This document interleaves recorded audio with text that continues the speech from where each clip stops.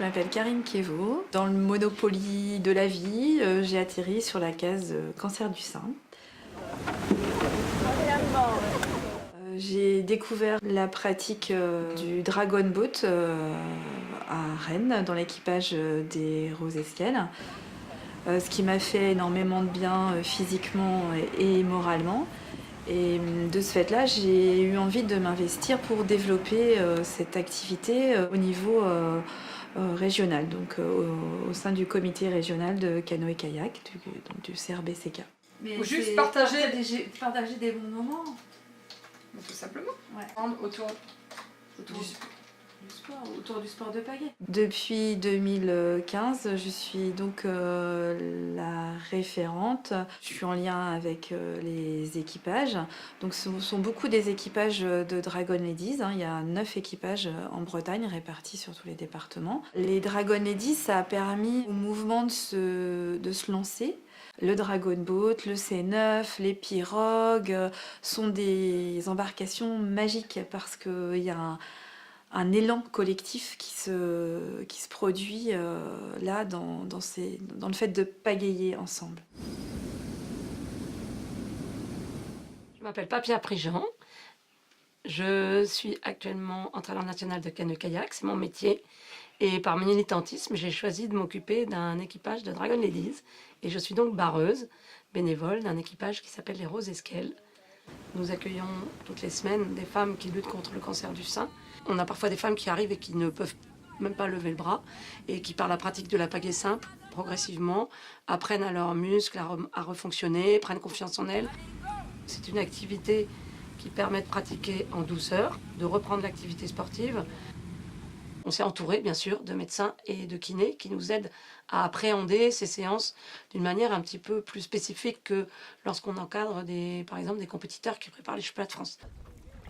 C'est important d'adapter d'une séance à l'autre et de prendre en compte, évidemment, leurs ressentis et leurs besoins et ce qu'elles éprouvent de manière à être bien dans l'objectif, qui est d'abord un sport découverte et sport santé, avant d'être ce qui devient pour certaines une activité régulière, une pratique régulière, voire peut-être pour certaines, maintenant on peut dire, un entraînement pour à terme participer à des épreuves qui sont relativement, je dirais déjà d'un bon niveau. Il y a un vent terrible, hein. La Fédération française de canoë-kayak a développé 2 labels, le Pagaie Santé et le Pagaie Fit. Alors, le Pagaie Santé, c'est pour prendre en charge des patients qui sont sous affection de longue durée et qui peuvent avoir des pathologies comme des pathologies cardiaques, obésité, diabète, tout type de cancer. Donc pour ça, la fédération a développé une formation qui va présenter pour les moniteurs de kayak toutes ces pathologies et qui va les informer sur ce qu'ils peuvent faire et ce qu'ils ne doivent pas faire pour pas que ça soit dangereux pour les pratiquants. Au départ, ce sont des patientes. C'est vrai que la médecin qui nous les confie, elle nous les confie vraiment en tant que patiente. Moi, n'étant pas médecin, en fait, je reste entraîneur. Et nous devons rester les barreuses attentives au fait que ce sont des pagayeuses pas ordinaires. Mais en tout cas, on les considère très rapidement pas du tout comme des malades. Et au contraire, elles ont une joie, une énergie, elles ont envie d'en profiter. Et rapidement, elles deviennent des licenciées à part entière du club, comme des pagayeuses tout à fait ordinaires de tous nos clubs. Et il y a un deuxième label qui s'appelle le Pagaie Fit. Ah ouais, faut pas que ce soit répétitif. Je souhaite commencer ou refaire du sport, mais en douceur, ça c'est bien. Et là, qui se destine plus à informer les moniteurs sur les gens qui veulent se remettre, qui n'ont pas forcément de pathologie, qui ne sont pas sous ALD, mais qui veulent se remettre au sport.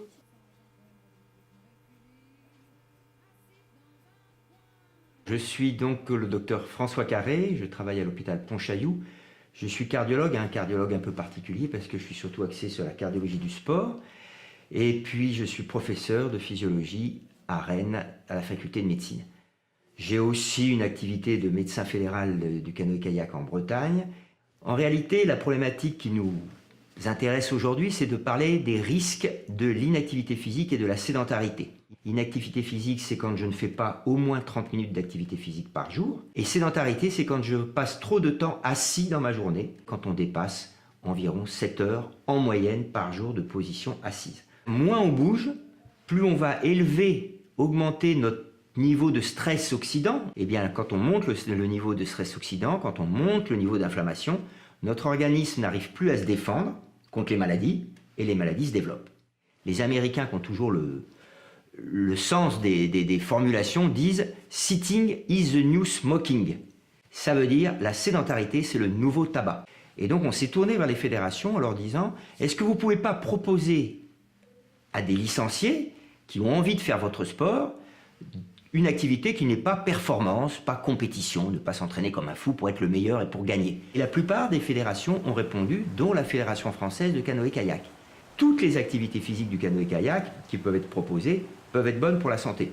Elles vont permettre d'améliorer la consommation d'oxygène, redonner du muscle. On va aussi avoir des effets très bénéfiques au niveau mental. Pratiquer dans un club, c'est important parce que le club, c'est aussi des manifestations qui vont être organisées, des rencontres avec d'autres personnes.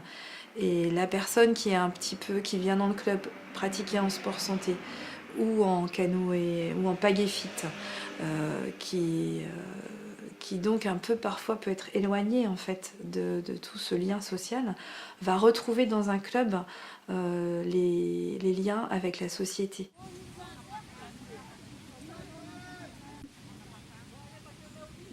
Le matériel ne doit pas être un frein à la pratique en fait dans les clubs de pagaie santé ou pagaie fit. On peut démarrer avec ce qu'on a.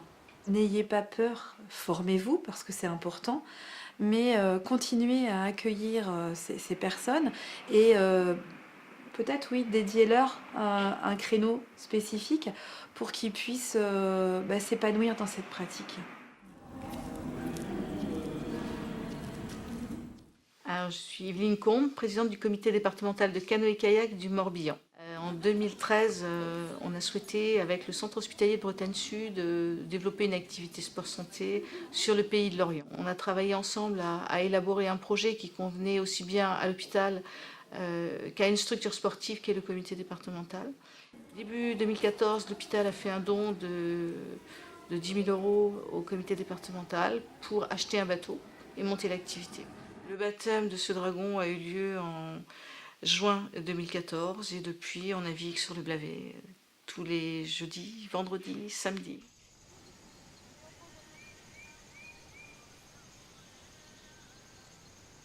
C'est important en Dragon Boat d'avoir de la coordination et de pagayer tout ensemble. Et c'est une technique qu'on enseigne, c'est la première chose qu'on enseigne.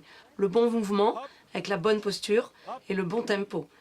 Tout comme on fait un échauffement à terre, on fait un retour au calme soit dans le bateau, avec un côté plus zen de l'activité, de la pratique les yeux fermés, bien ressentir son corps, apprendre à bien respirer aussi, et toujours un retour au calme à terre.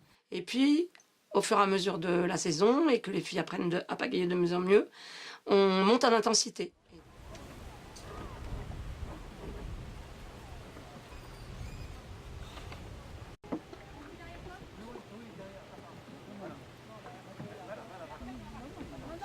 Le projet, il a été défini dès le départ avec un objectif précis, que cette activité soit une activité mixte. On accueille à bord une personne qui a du diabète, on a des personnes qui ont des pathologies articulaires, puis il y a des personnes qui vont bien. On ne souhaitait pas non plus qu'il y ait que des femmes à bord. On accueille aussi Juliette, qui est une jeune femme trisomique. L'idée aussi, c'est que ce dragon doit permettre l'intégration de tous. Le handicap est aussi source d'exclusion. Pagaie en avant. Go. Hop. Hop. Hop. Hop. C'est une ouverture à tous. Voilà. Et aujourd'hui, on est une équipe. Moi, mon cheval de bataille, c'est de ne pas dissocier pratique compétitive et pratique non compétitive. Parce que les compétiteurs, ils vont apprendre du parcours de vie des gens qui sont dans le bateau pour pratiquer en sport santé ou pour pratiquer en loisirs pépères, j'ai envie de dire. Ils vont apprendre, c'est une sacrée leçon de vie. Et les gens pagaie santé et pagaie fit, ils vont pouvoir apprendre aussi des compétiteurs en se disant bah oui, il faut pas qu'on lâche, c'est chouette, on arrive à aller jusqu'au bout de notre projet, jusqu'au bout de nos défis.